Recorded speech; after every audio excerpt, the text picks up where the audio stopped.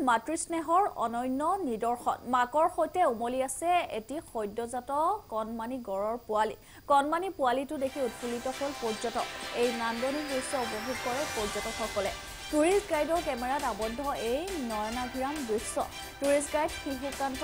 নাথৰ কেমেৰাত আবদ্ধ হৈছে এই সুন্দৰ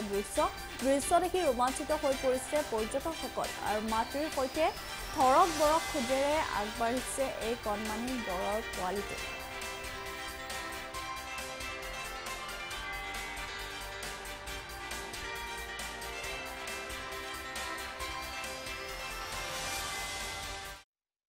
লৈ পেলাই যেতিয়া বুঢ়া পাহাৰ ৰেঞ্জলৈ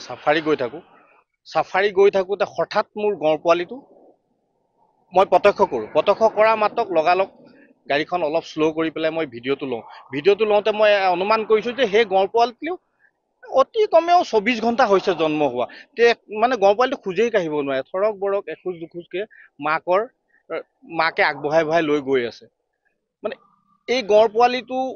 এনেকুৱা দৃশ্য বহুত বিৰল কেতিয়াবাহে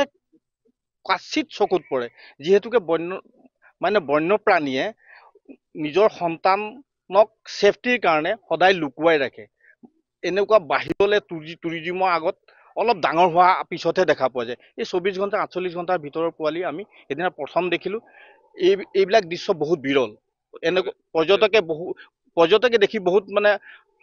আপ্লুত হৈছে তেখেতলোকে ইমানেই ফূৰ্তি হৈছে যে অকমানি গড় পোৱালিটো দেখি পেলাই মানে বহুত আনন্দ পাইছে আৰু তেখেতলোক কলিকতাৰ টুৰিষ্ট আছিলে